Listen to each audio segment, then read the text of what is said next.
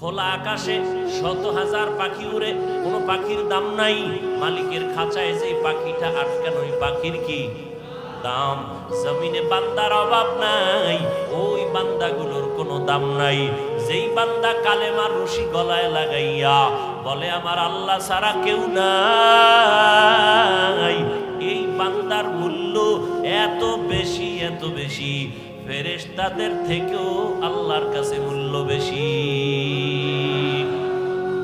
এজন্য আমি মুরব্বির কি দরকার? আল্লাহ নিজে বলেছেন, আমি আয়াত পড়েছিলাম, ইয়া আইয়ুহাল্লাযীনা আমানুত্তাকুল্লাহ, ও মুমিনেরা আল্লাহকে ভয় করো, ওয়া কুনু মা'আস সাদিকিন, এই জমিনের মধ্যে যারা সত্যবাদী তাদের বন্ধু হইয়া থাকো। হাদিস পড়েছিলাম সংক্ষেপ, নবী বলেন মান তাওয়াযা লিল্লাহ রাফাআহুল্লাহ, আল্লাহর নবী বলেন যে নিজেকে ছোট মনে করে চলবে আল্লাহর জন্য, আল্লাহ তার মর্যাদা বাড়ায় দিবেন। নিজেরে বিনয়ী মনে করা, নিজেরে ছোট মনে করা আর বড় মনে করার কি আছে? আমার কণ্ঠ, আমি বড়, আমার কণ্ঠের মতো কারো কণ্ঠ নাই, আমার এলেমের মতো আর এলেম নাই। বলে তোমার এলেম কত? মাপ দিছুনি, মাপ দিয়া দেখো কয় কেজি হবে। যত এলেমের বাহাদুরি করো না কেন, আমার মতো বক্তা কেউ নাই, আমার মতো খতিব কেউ নাই, আমার মতো মুফতি কেউ নাই, আমার মতো মুহাদ্দিস কেউ নাই, নাই নাই নাই নাই। আনা খায়রুম মিনহু, আমি তার চেয়ে ভালো, আমি তার চেয়ে ভালো, আমি তার চেয়ে ভালো। এ শয়তানের স্লোগান, এটা মুমিনের স্লোগান হতে পারে না। তুমি কত ভালো, কত বড়, বড় বড় যতই বলি, আমি আল্লাহর কসম খেয়ে বলি, যত বড় মুহাদ্দিস দাবি করি না কেন, শাহ ওলিউল্লাহ মুহাদ্দিসের সমতুল্য হতে পারবে না। যত বড় খতিব দাবি করি না কেন, খতিবে আজম সিদ্দিক আহমদ রাহমাতুল্লাহ আলাইহি হাজার ভাগের এক ভাগ হওয়া যাবে না। এরে আল্লাহর গোলাম, সব উলামায়ে কেরামের ইলম যদি এক জায়গায় ওজন দেওয়া হয়, সাহাবায়ে কেরামের সমান হবে নি? হবে? আসহাবী কান নুজুম, রহমতের নবী বলেন আমার এক একটা সাহাবীর দাম কত জানো? আকাশের নক্ষত্রের সমতুল্য। আমি মুহাম্মদের আদর্শটাও যেমন সুন্নাত, আমার সাহাবাদের আদর্শটাও তেমন সুন্নাত। ও দুনিয়ার উম্মতেরা, আমার সাহাবাদের এত দাম, আল্লাহ নিজে খুশি হইয়া বলেন রাদিয়াল্লাহু আনহুম ওয়া রাদু আন, আমিও তাদের উপরে রাজি, তারাও আমি আল্লাহর উপরে রাজি। সাহাবায়ে কেরামের ইলমের সমান হবে না। সমস্ত সাহাবাদের ইলম যদি এক জায়গায় করা হয়, রহমতের নবীর সাথে কোনো তুলনা। এবার রহমতের নবীর ইলম কত? নবী খুশি হইয়া বলেন উতিতু ইলমাল আউয়ালিনা ওয়াল আখিরিন, আল্লাহ আমাকে আউয়াল আখিরের ইলম দান করেছেন।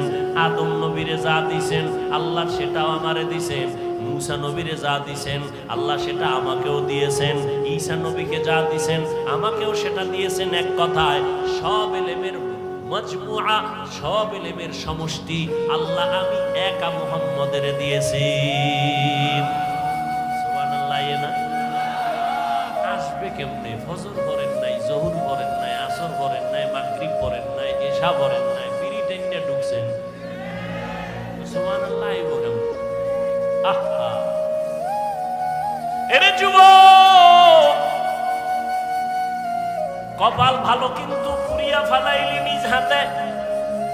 ওই আবু জাহাল 13 বছর আমার নবীকে দেখলো, বয়ান শুনলো, কপাল খারাপ, কালেমা পড়লো না। যেই নবীর একবার দেখলে পেটের ক্ষুধা নিবারণ হয়ে যায়, কেমন মায়ার নবী আমার, যেই নবীর ঘাম থেকে মেশকের ঘেরান পাওয়া যায়। ও গো নবীর উম্মতেরা,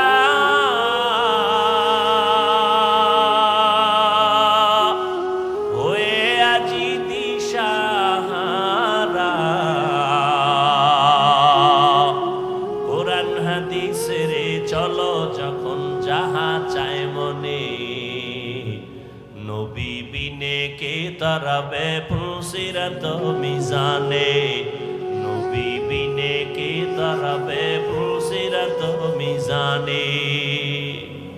এরে নবীর আশিক রে যুবক, তোর কপালের উপরে আমার নবীর কেমন মোহাব্বতের আওয়াজ। নবী বলেন, বুড়ারা আমি মুহাম্মদের বিরোধিতা করেছে, যুবকেরা আমার উপকার করেছে। নবীর উপকার করছে কারা? বিরোধিতা করছে কারা? এই মাঠের বুড়ারা নি। ওই সময়ের বুড়া আবু জাহিল্লা নবীর দুশমন, আবু লাহাব বুড়া নবীর দুশমন, হ্যাঁ, উতবা বুড়া নবীর দুশমন, সাহেবা বুড়া নবীর দুশমন। আর যুবকেরা নবী বন্ধু না দুশমন?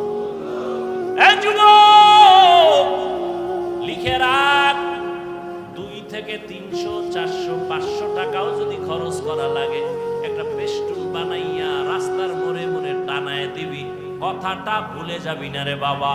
আমার জীবনের একটা প্রিয় দাবি তোদের কাছে রেখে যাই যুবকদের।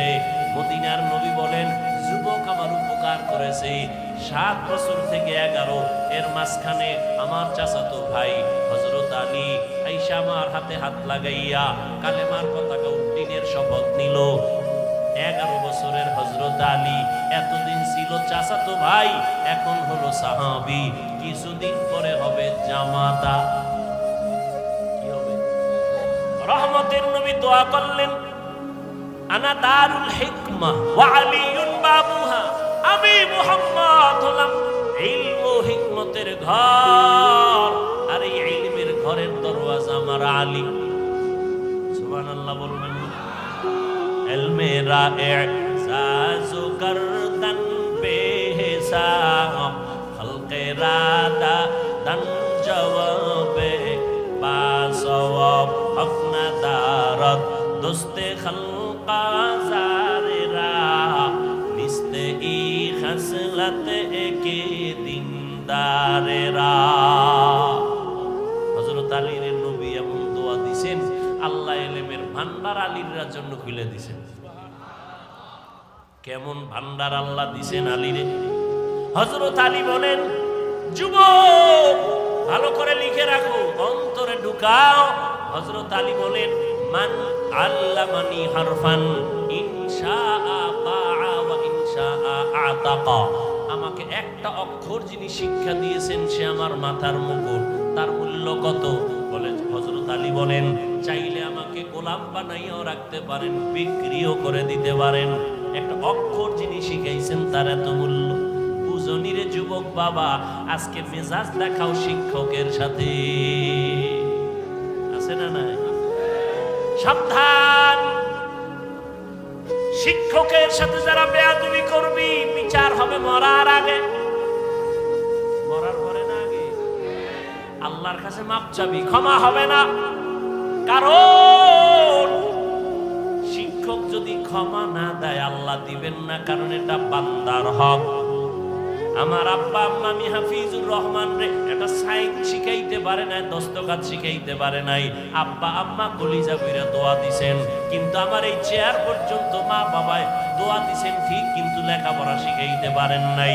কোরআন হাদিসের কথা বলা যিনি আমারে শিখাইছেন তিনি আমার মাথার মুকুট, যিনি আমাকে মানুষ বানাইছেন তিনি আমার মাথার মুকুট। শিক্ষক উস্তাদ এর এত মূল্য, এক কথায় তিনি আমারে মানুষ বানায় দিছেন।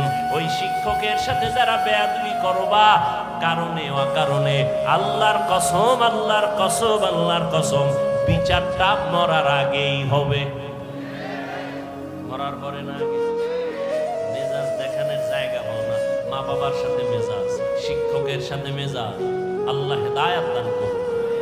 আর ওজরে বলেন, লিকুল্লি শাইইন জিনাতুন ফিল ওয়ারা ওয়া জিনাতুল মারই তামামিল আদাবি।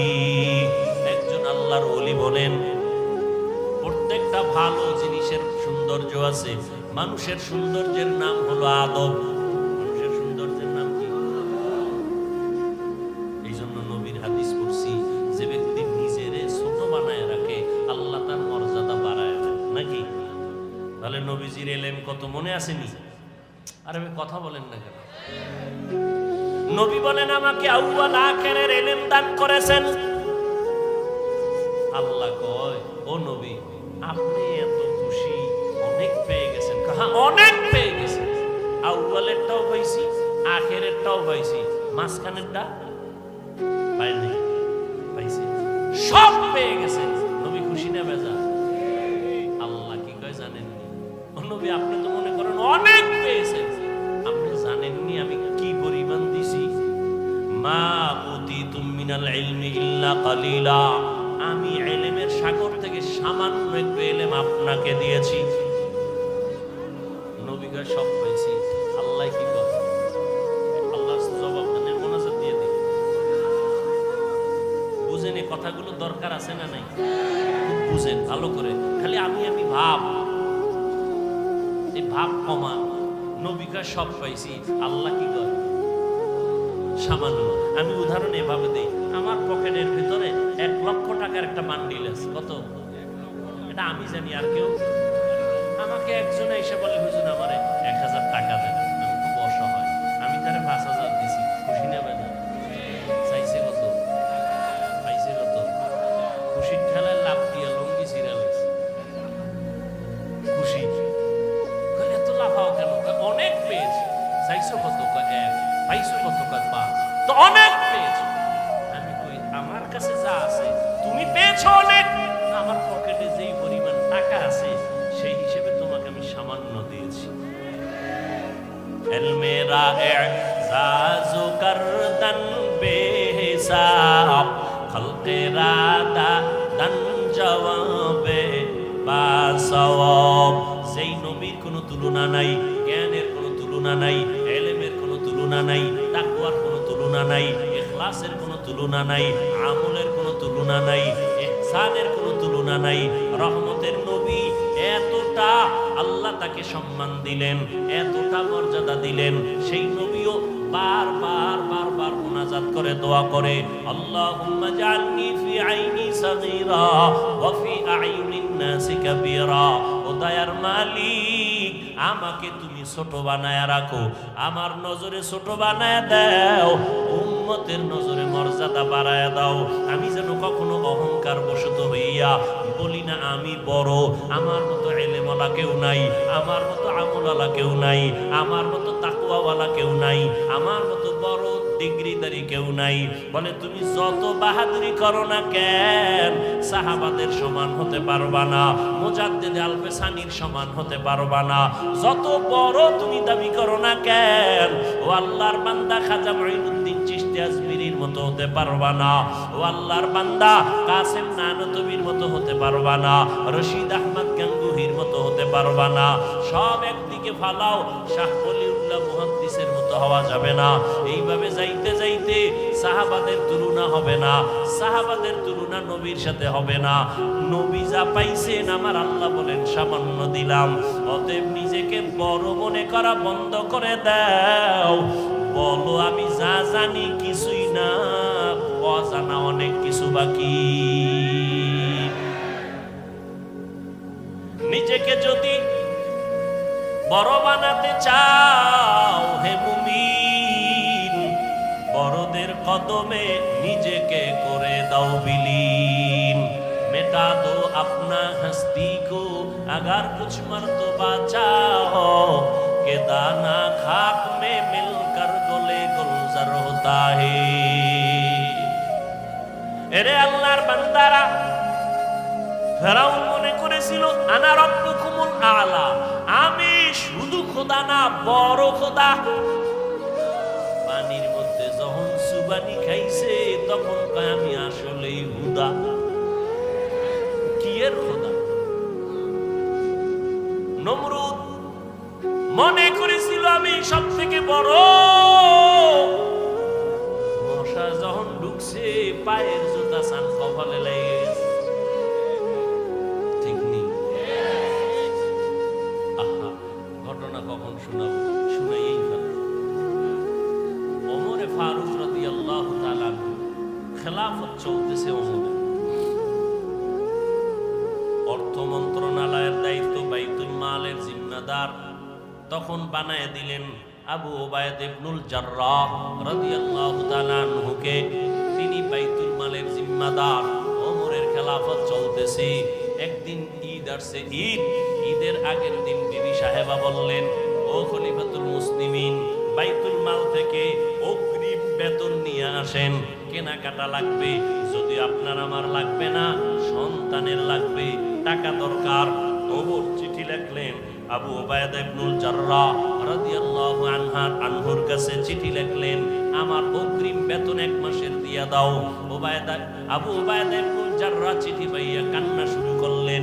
তিনি আবার পাল্টা চিঠি লিখলেন ওমরে ফারুক খলিফাতুল মুসলিমিনের কাছে, খলিফাতুল মুসলিমিন, আপনার বেতনটা আমি অগ্রিম দিব। আমার 2টা প্রশ্নের জবাব আগে দিতে হবে। 1 নাম্বার প্রশ্ন, চিঠি লিখছেন, 1 নাম্বার প্রশ্ন, আগামী মাস আপনি বাঁচবেন কিনা গ্যারান্টি? হরকে দারাত খৌফে হক দার দিল মাদাম জান্নাতুল মাওয়াতে হাত পুরা মাকাম। আল্লাহর ভয় তাকওয়া, আল্লাহর ভয় তাকওয়া। আবু উবায়দা ইবনুল জাররাহ লিখলেন, অগ্রিম 1 মাসের বেতন যে চাইলেন আমাকে জবাব দেন, আগামী 1 মাস আপনি বাঁচবেন তার গ্যারান্টি আসেনি? কথা বলেন না কেন? বুঝেন আমার কথা, বুঝেন? কয় প্রশ্ন? কয়টা করছে? দ্বিতীয় প্রশ্ন, আপনি খেলাফতে আজকে আছেন, রাষ্ট্র পরিচালনার দায়িত্বে আপনি যে আজকে আছেন, আগামী মাসে জনগণ আপনাকে রাখবেনি? কথা বুঝেন? আপনি যখন ক্ষমতায় বসে আছেন, আগামী মাস পর্যন্ত ক্ষমতায় ভাবলি কেমনে রাখবেনি না হেলিকপ্টারে ভাড়ায় দিবে? কি হায় হায় হায়, বড় কঠিন। 2 প্রশ্নের জবাব আপনি দিবেন। ওমর চিঠি পাইয়া হাউমাউ করে কান্না শুরু করলেন আর দোয়া করলেন, হে মালিক, আবু উবায়দা ইবনুল জাররাহর মাকাম বাড়ায় দাও। এর নাম কি? তাকওয়া। এত বয়ান, এত বয়ান, এত বয়ান, এত বয়ান, তাবলীগওয়ালাদের বয়ান, পীর সাহেবদের বয়ান।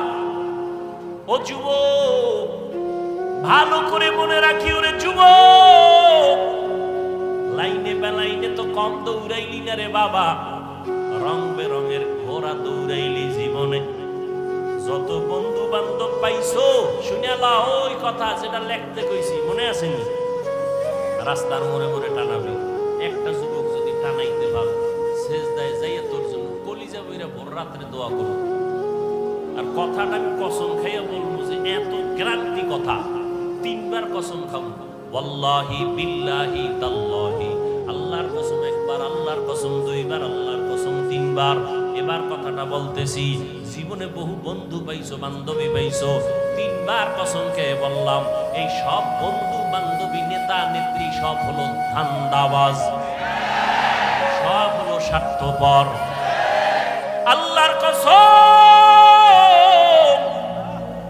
তোর মৃত্যু পর্যন্ত একমাত্র, শুধুমাত্র, কেবলমাত্র ভেজাল মুক্ত, নিঃস্বার্থ তোর কলিজার আপন বন্ধু হলো উলামায়ে আহলে হক।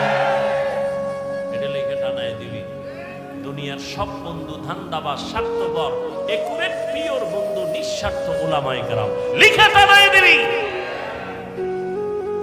এবার তুই বুঝতে হইব যে আসলে এটা কেমনে। এবার বুঝ, বুঝেরই অভাব। কিসের অভাব? আমি বুঝছি টুপির মধ্যে বরকত, জীবন যাবে টুপি ফালাবো না। তোরে পাও দইরা বুঝাইতেছি, তুই বোঝো না, এই জন্য তুই টুপি মাথায় দিতে চাও না। আমি টুপি মাথায় না দিলে লজ্জা লাগে, তোমার টুপি দিতে লজ্জা লাগে। বুঝ বুঝ, আমি দাড়ি কাটতে লজ্জা পাই, তুমি দাড়ি রাখতে লজ্জা পাও। তাবলীগওয়ালারা পাও ধরে দাড়ি রাখো, পীর সাহেবরা পাও ধরে দাড়ি রাখো, ওলামায়ে কেরাম পাও ধরে দাড়ি রাখো, দাড়ি লম্বা করো। জুমার খতিব বলে দাড়িটা লম্বা করো। বুঝ নাই, বুঝ হয় না। আমি দাড়ি কাটতে চাই না, তুমি রাখতে চাও না। আমি মসজিদে ঢুকতে আরাম, না ঢুকলে লজ্জা। তোমার মসজিদে ঢুকতে লজ্জা। আমি পর্দা করতে না করলে লজ্জা লাগে, তোমার পর্দা করতে লজ্জা লাগে। অথচ তুমি মুসলমান, আমিও মুসলমান। তোমার আমার আল্লাহ নাকি আলাদা? তোমার আমার নবী, তোমার আমার ধর্ম, তোমার আমার কালেমা, তোমার আমার কোরআন, তোমার আমার কাবা আলাদা। দুনিয়াতে আসছি সিস্টেমও নাকি কামরাঙ্গীর চরের মানুষগুলো লঙ্গি পরে আসছেন। বিদায় বেলা কাফনের সংখ্যা হবে এক। আমি বক্তার জন্য 3 কাফন, আপনি শ্রোতার জন্য 3 কাফন। আমার সম্মানে কেউ একটা কাফন বাড়াইয়াও দিবে না। আপনি গরিব রিক্সা ড্রাইভার মরে গেলে একটা কাফন কেউ কমাইয়াও দিবে না। আমারও 3 কাফন, আপনারও 3 কাফন। মহিলাদের হবে 5 কাফন, কালার হবে আলাদা। হুজুরদের কাফনের কালার একরকম, আপনাদের কাফনের কালার আর এক রকম। হ্যাঁ, তাহলে কাফন হবে সব এক, কিন্তু উপরে লেখা থাকবে বড় হুজুরের লাশ। হ্যাঁ, তাহলে আজকে আমি বড় হুজুর, আমি বক্তা, আপনি শ্রোতা, কত ভাব। আপনি ডাক্তার, আমি রোগী, কত ভাব। যত ভাব দেখাও রে মুমিন, সাদা কাফনে যেদিন প্যাকেট হবি সব ভাব বন্ধ হয়ে যাবে।